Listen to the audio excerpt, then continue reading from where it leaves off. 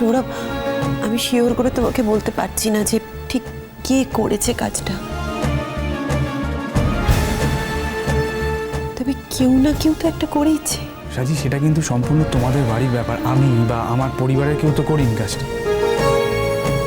তুমি সবসময় তোমার আমার আমার তোমার এইভাবে কেন বলছো সৌরভ, আমি সেটাই বুঝতে পারছি না। আমি তো তোমার কাছে আমার মনের কথাটা জানাতে এসেছিলাম, আমি তো তোমাকে আমার সমস্যাটা বলতে চাইছিলাম। তা কেন বলছি তুমি সেটা এখনো বুঝতে পারছো না? সাজি, তুমি জানো তোমাকে নিয়ে বাড়িতে প্রচুর সমস্যা ছিল, সেই সমস্যাগুলো আমি দুয়ার দিয়ে ঠেলে সরিয়েছি। তারপরে ওরা তোমাকে অ্যাকসেপ্ট করার পর প্রথমবার যখন তোমাদের বাড়িতে গেল, তখন এত বড় একটা ব্লান্ডার। আমার বাবা মা কিন্তু ওখানে একা ছিলেন না সাজি, মামা ছিলেন, মামি ছিলেন। মামা হয়ে গেছে, বাবা মার কতটা ফেস লস হয়েছে তোমার কোনো আইডিয়া আছে? অথচ ঠিক তার আগে তোমার বাড়ির প্রত্যেকে নানাভাবে তোমার গুণপনার বর্ণনা করেছে। ঠিক তারপরে এটা ঘটলো, কি হাস্যকর না ব্যাপারটা? ডু হ্যাভ এনি আইডিয়া যে আমার বাবা মার কাছে আমাকে কতটা কথা শুনতে হয়েছে আমার আচরণের জন্য? মানে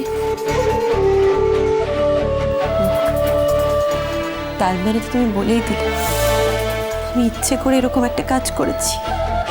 বোকার মতো কথা বলো না সাজি, আগে কথার মানে বোঝো তারপরে বলো। ঘটনাটা ঘটেছে, তাহলে তুমি যদি জানতে এই ঘটনা ঘটার একটা সম্ভাবনা রয়েছে, তো তোমাকে আরও অ্যালার্ট থাকতে হতো। হতো তো? তোমাদের বাড়ির অদ্ভুত মানুষ, তাদেরকে তুমি তো জানো। কে ঠিক কিরকম সেটা কি আর জানতে পেরেছি সৌরভ? প্রত্যেক দিন তো কত নতুন নতুন মানুষকে এক্সপ্লোর করতে হচ্ছে। আমি মানেটা বুঝলাম না।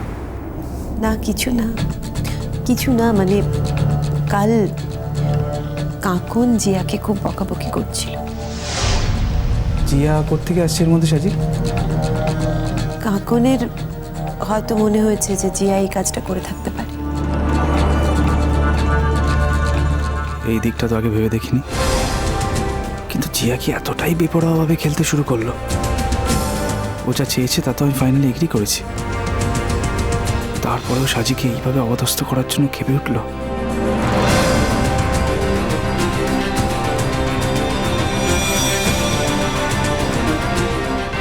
ভারী অদ্ভুত ব্যাপার তো। সত্যি খুব অদ্ভুত, জানো তো। আমার এমন আশ্চর্য লাগছে, আমি তোমাকে কি বলবো। আমি তোমাকে সেদিন বলছিলাম না ফোনে যে জিয়ার ব্যবহার না আমার খুব অন্যরকম লাগছে। ও আমাকে এখন এমন কথা বলছে সৌরভ, যে ধরনের কথা ও আগে কখনো আমার সঙ্গে বলেনি। সৌরভ, জিয়া আমার ছোট বোন, তুমি তো জানো আমি বলতে গেলে ওকে কোলে পিঠে করে মানুষ করেছি। ওর কাছ থেকে এরকম অসম্মানজনক কথাবার্তা শুনে আমি তো একেবারে মানে। তোমার কি মনে হচ্ছে, মানে এরকম কাজ ও কেন করছে? সামাও ও আমার এই বিয়েটা অ্যাকসেপ্ট করতে পারছে না। অ্যাকসেপ্ট না করার কি আছে? মানে হতে পারে তুমি বাড়ি ছেড়ে চলে আসবে, সেটা মন থেকে মেনে নিতে পারছে না। আসলে তুমি তো ওই বাড়ির অনেকটা জুড়ে আছো, এরকমটাই হবে। আমার মনে হয় সৌরভ, কারণটা এত সিম্পল নয়। কারণটা কি আমি সেটাই তো জানতে চাইছি। জানি না, জানো তো, মানে আমার মনে হয় যে জিয়ার কোনো একটা গন্ডগোল হয়েছে সামাও ভেতরে ভেতরে। কিসের গন্ডগোল? জানি না সৌরভ, আমি আমি ক্লিয়ার করে কিছু বুঝতে পারছি না। তবে আমি যদি কোনোভাবে জানতে পারি বা বুঝতে পারি, আমি সবার আগে তোমাকেই বলবো, জানো।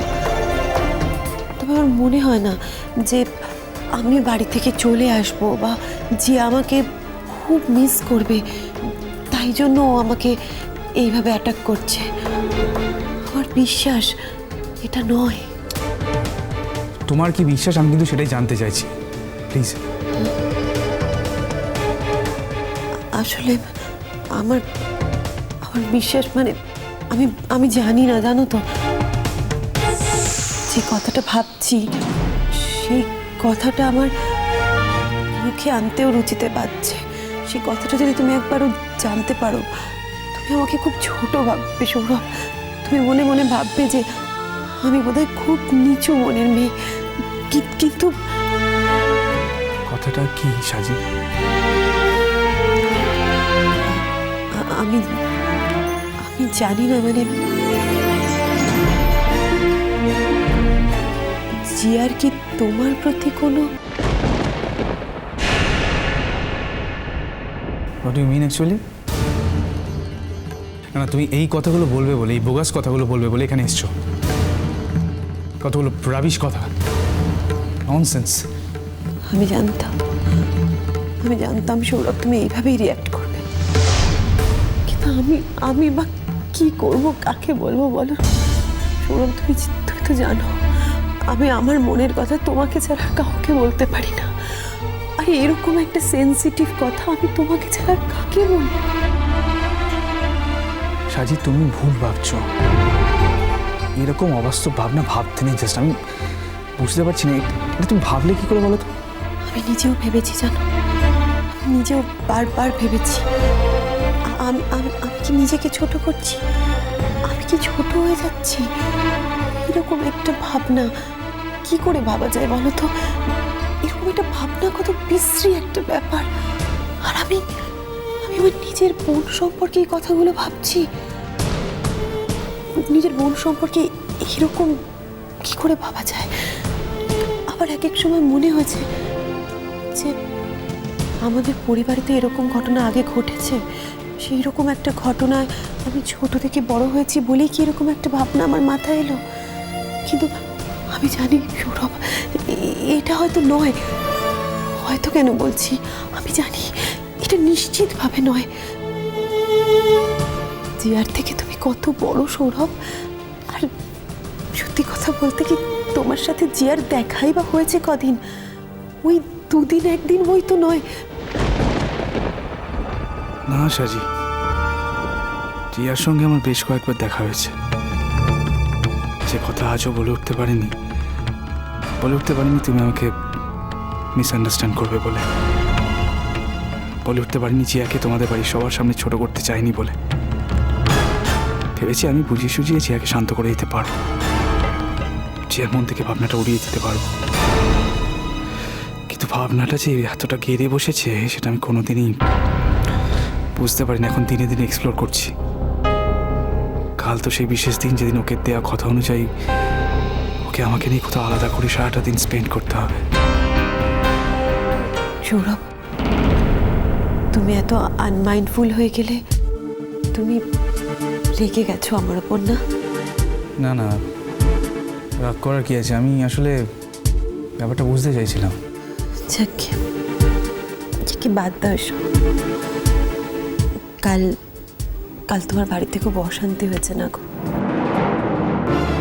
জানো, একবার ভেবেছিলাম আমি নিজে যাই, নিজে গিয়ে তোমার বাবা মার কাছে ক্ষমা চেয়ে আসি। না না, এখন তোমার যাওয়ার দরকার নেই, পরে ওনারা নিজেরাই বুঝে যাবেন। দেখো এখন যখন ওনারা অসহিষ্ণু হয়ে রয়েছেন, শুধু এখন আর তোমার গিয়ে দরকার নেই।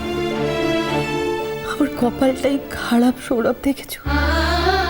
এতগুলো দিন পর যখন ওনারা আমাকে অ্যাকসেপ্ট করলেন, একটা ঝড় এসে সব অ্যাকসেপ্টেন্স একেবারে ভেঙে চুরে তছনছ করে দিয়ে গেল আমার। কামন সাজি, আমি আছি তো, কিছু হয়নি। দেখো তুমি আমাকে খারাপ ভাবতে পারো, কিন্তু আমার একটা কথা, মানে আমার একটা বিষয়ে খুব সন্দেহ হচ্ছে। এক মিনিট, কি হয়েছে বলো তো? শোনো, আমার কেন জানি না মনে হচ্ছে